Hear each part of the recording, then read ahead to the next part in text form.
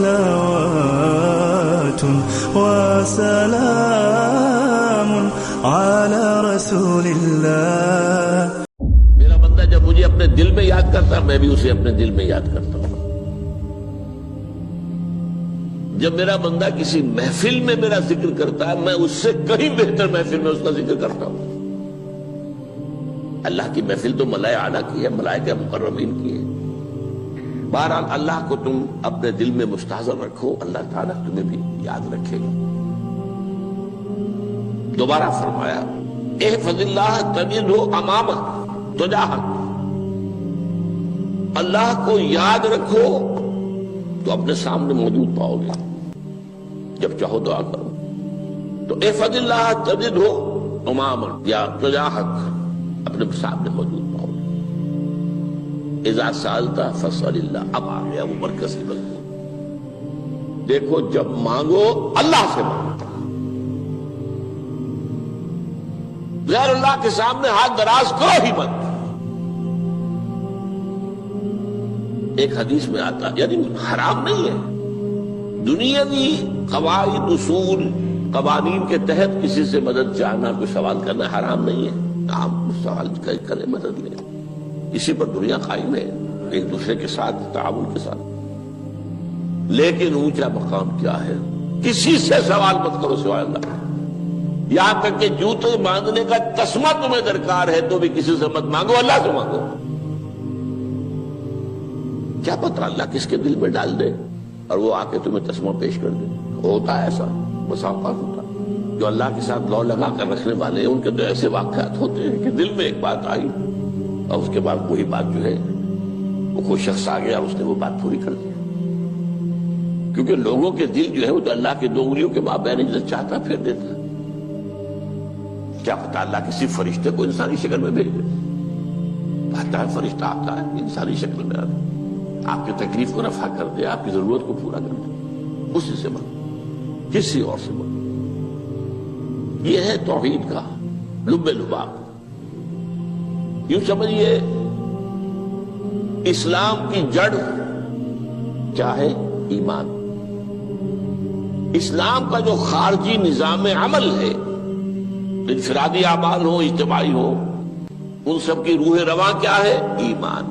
ٹھیک، ایک بات ہو گئی. ایمان کا خلاصہ لب لباب کیا ہے؟ ایمان باللہ.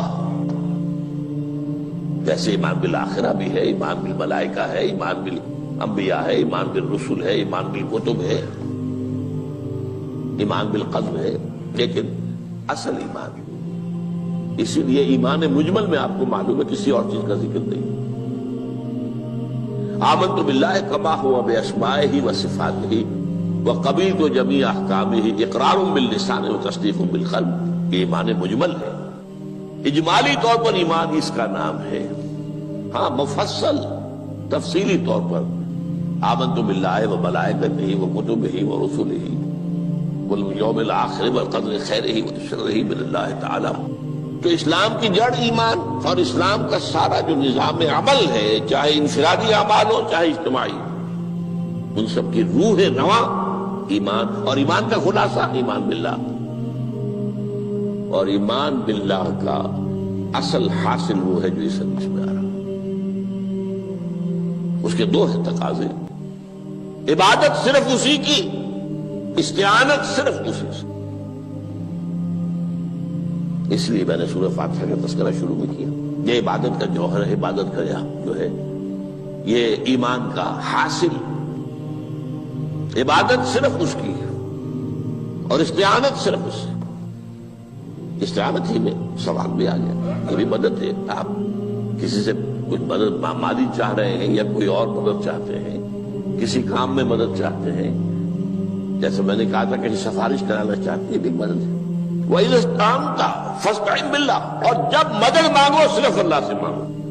اور وہ سارے الفاظ یاد کر لیجیے: استدعاء، استعانت، استغاثہ. یہ جو غوث اعظم سے استغاثہ کیا جاتا ہے یہ تو شرک ہے. استغاثہ اللہ سے، دعائی اللہ کی.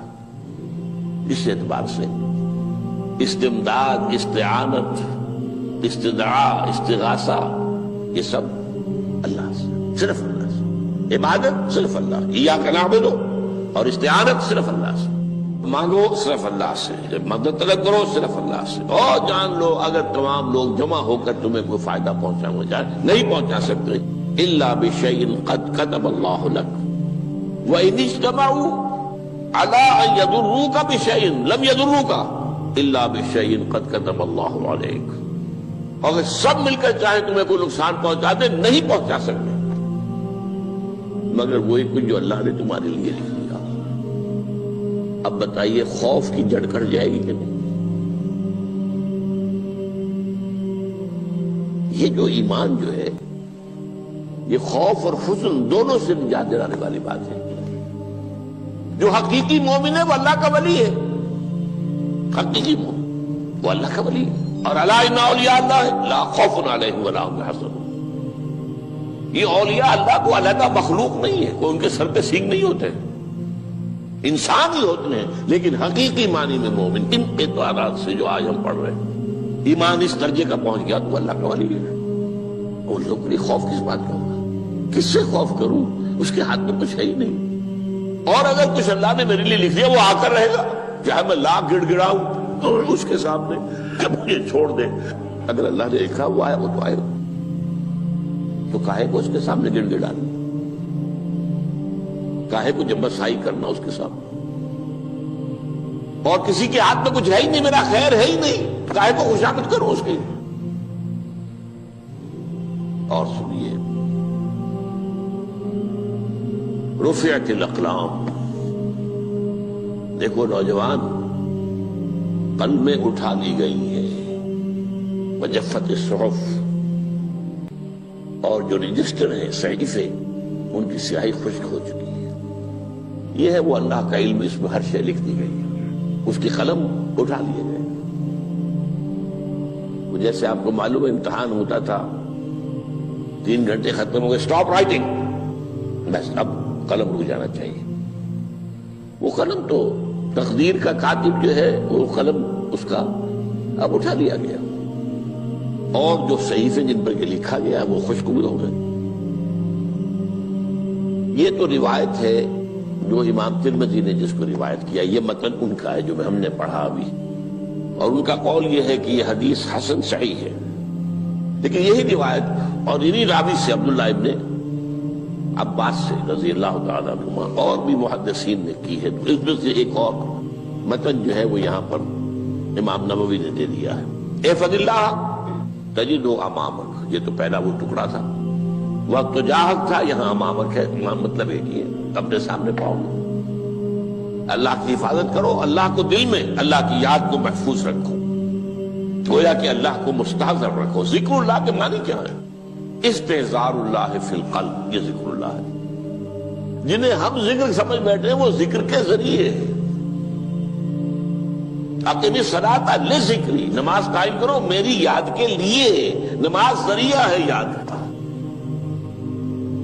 یہ علیحدہ بات ہے کہ آپ نے 17 رکعتیں بھی پڑھ لی ہو عشاء کی اور یاد آپ کو آئی ہی نہیں کوئی، آپ تو ایک میکینیکل انداز میں جو ہے وہ اٹھک بیٹھک کر رہے ہیں اور آپ کی زبان سے کچھ بھی نکل رہا ہے، تو اس کا آپ کے شعور سے، دل کی گہرائی سے کوئی رابطہ ہے ہی نہیں، وہ ذکر تو نہیں ہوا۔ ہاں نماز فرض تھی وہ ادا ہو گئی، آپ کی فرض ادا ہو گئی۔ تو جنہیں ہم نے ذکر سمجھا وہ ذرائع ذکر ہے، اللہ اللہ سبحان اللہ سبحان اللہ زبان سے، یہ تاکہ اس کے نتیجے میں وہ ذکر حاصل ہو جائے۔ استحضار اللہ فی القلب، ذکر کے معنی ہے استحضار اللہ فی القلب۔ تعرف الی اللہ فی الرخاء، اور دیکھو کشادگی کے وقت میں تم اللہ کو یاد رکھو، اللہ کی طرف رجوع کیے رہو، بھول نہ جاؤ۔ وہ نہ ہو جو کبھی کہا تھا، بہادر شاہ ظفر کے اشعار میں سے بہت زور کا شعر ہے، ظفر آدمی اس کو نہ جانیے چاہے کتنا ہی ہو فام و زکا، جسے عیش میں یاد خدا نہ رہی، جسے تیش میں خوف خدا نہ رہا۔ وہ ہے کشادگی کی حالت میں، جبکہ تمہارے لیے کشادگی ہے، اللہ کی طرف رجوع کیے رکھو۔ یعرف کا فی الشدہ، تو اللہ اپنی توجہ تم پر رکھے گا شدت کے وقت میں، جب تمہیں کوئی تکلیف ہے اس تکلیف کو تم پر آسان کر دے گا۔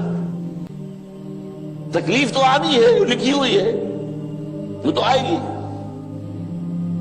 لیکن یہ کہ اللہ تعالیٰ اس کی شدت کو، ایک ہی چیز ہے جس کو ایک انسان بہت شدت کے ساتھ محسوس کر رہا ہے، دوسرا آدمی اتنا نہیں محسوس کر رہا ہے، احساس کا معاملہ ہوگا نا۔